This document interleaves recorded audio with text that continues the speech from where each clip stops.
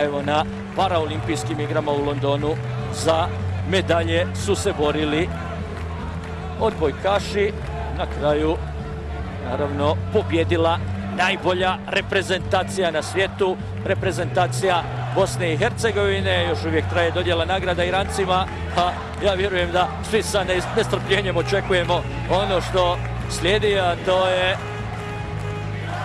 dolazak na pobjedničko postolje reprezentacije Bosne i Hercegovine u sljedećoj odbojci. Još jednom ćemo vidjeti naše mladiće, naše heroje, naše borce koji su pokazali večeras svim sportistima u Bosni i Hercegovini kako se trebaju braniti boje svoje države. Još jedan aplauz za Irance, a sada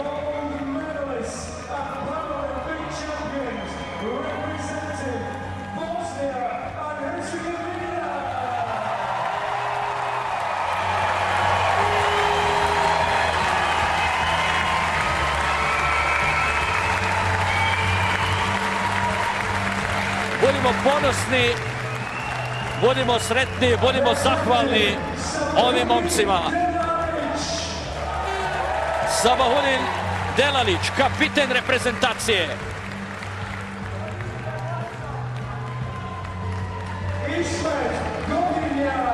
Ismet Godinjak, iskusni, stari vuk, stari lisac, Ismet Godinjak, dao veliki doprinos. Adnan Manko, uvijek je tu na velikim takmičenjima, član prve postave, sjajni Adnan Manko.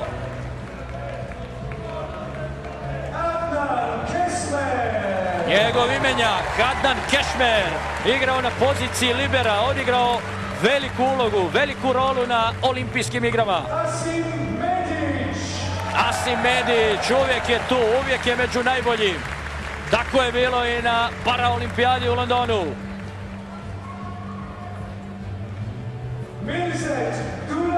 Mirzet Duran, najbolji smečer u našem timu i večeras donio neke od ključnih poena.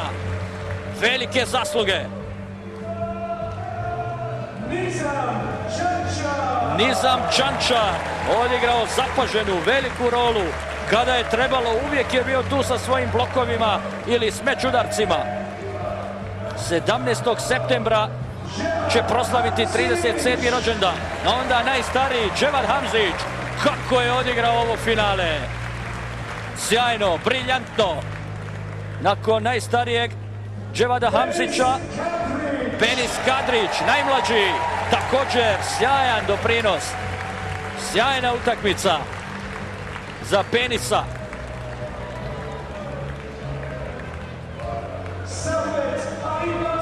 Safet Alibašić, član udarne postave naše reprezentacije.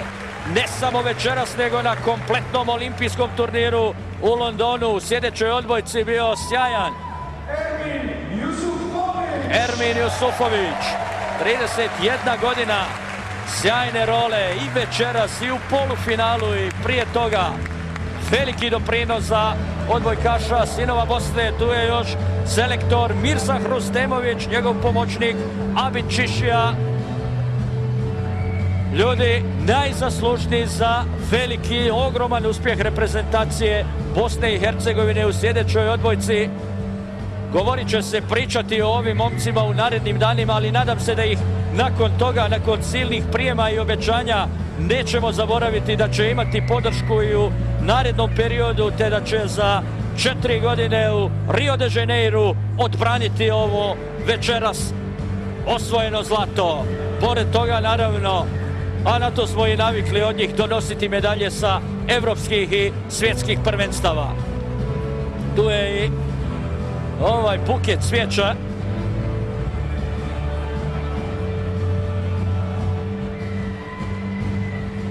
Moramo biti ponosni. Zaista ponavljam to još jednom.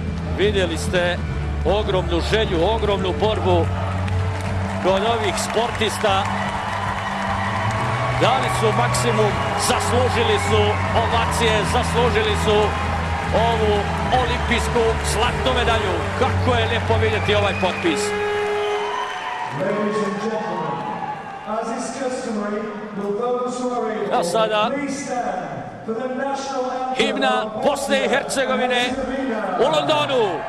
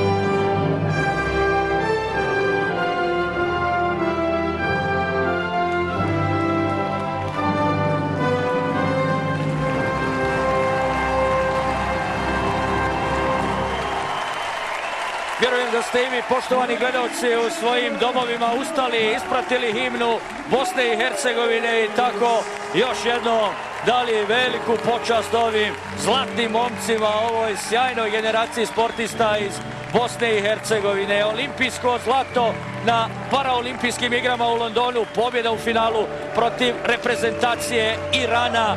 Šta reći na kraju nego da smo ponosni na ono što su izabranici Mirze Hrustemovića učinili i večeras u ovoj finalnoj utakmici. Velika pobjeda, velika medalja, sve čestitke, iskrene čestitke reprezentaciji Bosne i Hercegovine u sljedećoj odbojci, a poznavajući ove momke siguran sam da ovo nije posljednji veliki trofej. Medalje će dolaziti i sa evropskih i sa svjetskih prvenstava, a isto tako i sa paraolimpijskih igara, što da ne, već za 4 godine u Rio de Janeiru. Poštovani gledalci, evo ovaj sportski program koji se pretvorio već lagano u maraton, lagano privodimo kraju. Evo i ja sam ostao pomalo bez glasa, ali to je najmanji problem. Najbitnije je da smo došli do zlatne medalje na paraolimpijskim igrama u Londonu. Pobjeda Bosne i Hercegovine protiv Irana u finalu 3-1, 25-19 za Iran prvi set, a onda 25-21, 25-22 i 25-15. Sa ovim kadrovima se i opraštamo od vas. Na kraju još jednom velike iskrene čestitke reprezentaciji Bosne i Hercegovine u sljedećoj odbojci, olimpijskim prvacima na paraolimpijskim igrama u Londonu. Ostanite uz program BHT-a, još jednom čestitke, naravno da ne zaboravimo i košarkašima koji su večeras pobjedili reprezentaciju Rumunije. Pozdrav iz Sarajevskog studija, radujemo se uspjesima BH sportaša, nadamo se da će tako biti i u budućnosti. Laku noć!